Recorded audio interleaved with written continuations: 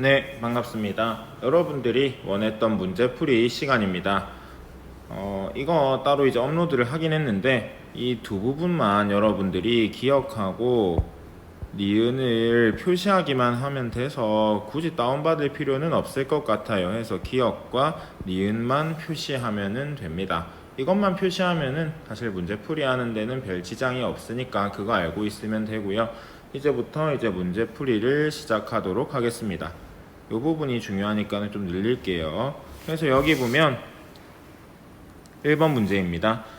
우선 여러분들 윗글에 대한 설명으로 가장 적절한 것은 이라고 하는 문제는 문제 유형이 크게 두 가지로 나뉘어요. 첫 번째는 이제 서술상의 특징, 서술 방법, 그 다음에 표현법, 전개 방식, 전개 방식이란 말 적어도 되겠네요. 소설이 어떻게 진행되는가에 대해서 묻거나 아니면은 내용이 일치하는가, 설명과 내용이 일치하는가 아니면 일치하지 않는가를 물어보는 문제로 많이 출제가 됩니다. 이게 좀 더 많은 것 같아요. 설명이라고 돼 있는 말 대신에 이해라는 말이 나오기도 하고요. 그렇습니다. 그건 차차 문제들 보면서 얘기하면 될 거고, 모든 국어 문제를 볼 때 선택지를 반드시 이렇게 나누어서 보시는 연습을 하는 게 좋습니다. 왜 그러냐면 많은 경우에 문제들이 선택지가 두 부분으로 나뉘어요. 어떤 부분으로 나뉘냐면은 지문에서 확인해야 되는 부분과 스스로가 판단해야 되는 부분으로 나뉩니다. 지금 이 부분 같은 경우는 지문에서 우리가 있는지 없는지를 확인해야 되는 부분이고요. 이 부분 같은 경우는 우리가 지문에 있는 걸 확인하고 나서 판단하는 부분입니다. 난이도가 어려울 경우에는 이것도 봐야 되지만 난이도가 쉬운 문제 같은 경우는 확인만 하면은 정답이 나옵니다. 해서 우리는 오늘 이 부분만 가지고 수업을 진행하려고 합니다. 1번 문제인데요. 자, 고백투라는 말이 있는데 고백투라는 거는 우리가 내밀한 이야기, 그러니까 자기만 알고 있는 이야기를 다른 사람에게 털어놓는다. 그런 거잖아요. 맞죠? 그런 말투가 이 소설에 나왔던지 한번 우리가 고민을 해봅시다. 고민할 필요 없습니다. 사실 뭐 하면 돼요? 다시 읽으면 돼요. 근데 고백투 없어요. 없습니다.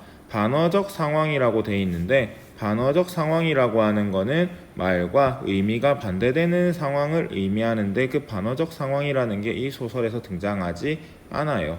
보통 우리가 반어적 상황 하면 잘 떠올리는 게 김첨지일 겁니다. 김첨지 누구예요? 그쵸? 운수 좋은 날. 이 소설 같은 경우에는 우리가 반어적 상황을 잘 드러내고 있는 소설이라고 합니다. 아이러니라고도 말하거든요.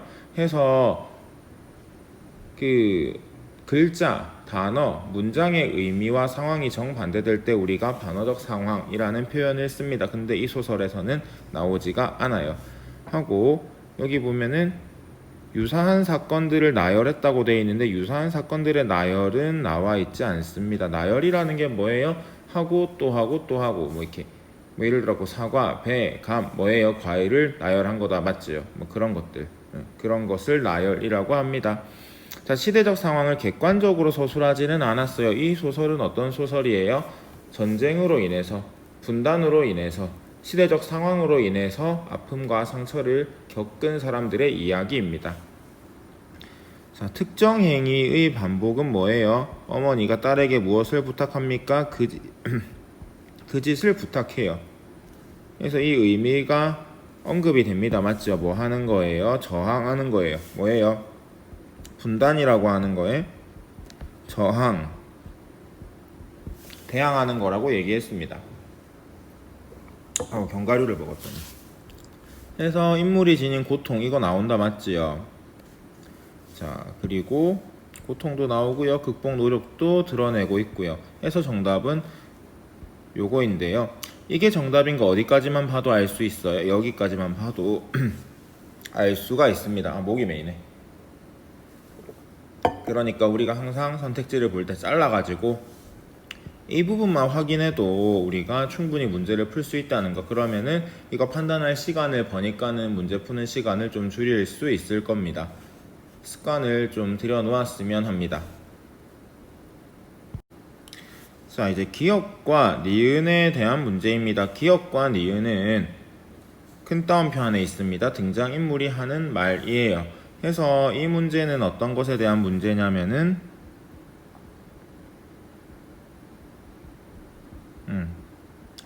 말하기 방식을 물어보는 문제입니다. 등장인물이 어떤 식으로 이야기를 하는가 한번 같이 볼 건데요.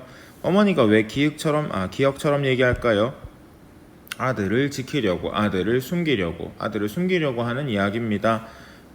그쵸. 그러니까 비굴하게 막 얘기하는 거예요. 웃으면서 막 그렇게 되게 슬픈 장면이고, 니은은 뭐예요? 이미 아들이 잡혀간 거예요. 잡혀가는 거니까는, 그러니까 잡혀가고 있는 환영을 보고 있는 거겠죠. 아들이 죽고 있는 환영을 보는 거겠죠. 그러니까 붙잡고 화를 내는 그런 부분이라고 볼 수 있겠어요. 그래서 이제 볼 건데요. 여기 보면은 자, 기역과 니은은 모두 상대방에 대한 두려움은 맞겠죠. 우리 아들을 잡아갈 수 있을 것 같다, 우리 아들을 죽일 것 같다 하는 두려움, 우리 아들을 죽였다 하는 두려움. 근데 비굴한 거는 니은은 아니에요. 비굴하진 않죠. 이놈아 하고 욕하고 소리 지르는데 그건 비굴한 건 아니에요. 자, 교란 행위라고 하는 거는 다른 사람을 속이는, 헷갈리게 하는 행위라는 걸 의미하는데, 기억은 그럴 수 있어도 니은은 그렇지 않을 겁니다. 절대 안 그럴 거고요. 오타 미안하고요. 자, 비위를 맞추려는 행위 맞지요? 군간 나으리라고 높여주고 있잖아요. 분노. 그쵸? 답은 요거 어렵지 않습니다. 존경 아니겠죠? 경멸? 그건 맞겠죠. 안심? 아니죠? 화를 돋우려고 하는 게 아니고 본인이 화가 나서 하는 거겠죠. 안심? 하여튼 요거는 그렇게 어려운 거 아닙니다. 해서 요즘에는 이 말하기 방식이라고 하는 것도 중요한 출제 경향이다 라는 것만 여러분들이 알고 지나가시면 됩니다. 네, 여러분 이제 보기 문제인데요. 그래서 보기 문제 같은 경우에 주로 3점짜리 배점이 높은 문제들이 많이 나옵니다. 절대 틀리면 안 되는 문제인데 배점이 높기 때문이 아니라 굉장히 문제가 쉬워서 그래요. 왜 쉬우냐? 이 보기만 여러분들이 잘 읽어내도 정답을 맞추는 데는 큰 지장이 없기 때문에 그렇습니다. 하고 이 문제 같은 경우에는 이제 이런 작은 따옴표 안에 있는 부분들이 다 이 글에 있는 부분이에요. 글에 있는 부분. 그래서 글에 있는 부분을 가지고 보기와 연관시켜 가지고 이해하는 것이 이 문제의 취지입니다. 그래서 일단 같이 어떻게 푸는지 볼 거예요. 그래서 보면은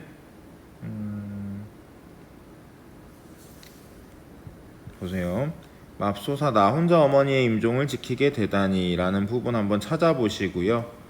어머니에게 지속적인 공포를 안겨준 가족 상실의 체험을 이제야 처음 겪고 있는 나 역시도 공포에 사로잡히기 시작했음을 알 수 있다라고 돼 있는데 처음 겪는 건 아니겠죠. 그렇죠. 나 역시 공포에 사로잡히게 되었음을 시작하고 있다라고 돼 있는데 여기 보면은 임종을 지키게 되다니 하고 지금 엄청 마음이 안 좋은 거잖아요. 네, 이거는 애초에 말이 틀려버렸네요. 자, 밑에 거 한번 볼게요. 떨리는 손이 다리를 감싸는 신용을 하는 행위는 과거에 겪었던 사건을 재경험하는 증세. 어디 나오는 말이에요? 여기 위에 있는 말입니다. 보기에 있는 말인데 보기에서 한번 찾아보시고요. 어머니에게는 자신의 다리를 아들로 여기는 환각으로 나타난 것으로 볼 수 있다. 그쵸? 맞고. 몹쓸 일 뭐예요? 아들이 죽는 장면을 실제로 목격했고 이제 환영으로 보고 있는 거죠. 2번 겪고 있다는 탄식은 아들을 잃은 충격적인 사건이 어머니에게 외상 후 스트레스 장애의 원인으로 작용하고 있다는 나의 안타까움을 떠올리게 하고 있다. 맞죠? 이거 틀릴 게 없네요. 어머니의 어깨를 흔들면서 울부짖는 행위, 외상 후 스트레스 장애 때문에 사시나무 떨듯 하는 정서적 불안 상태에서 어머니가 벗어나기를 바라는 나의 간절한 마음 상태 맞지요? 자, 여러분들 이런 거 되게 문제 치사하게 내기 쉬운 게 사시나무 떨듯 떨고 있는 게 누구인지 한번 보시고 어머니가 떨고 있으면 맞는 거예요. 맞지요?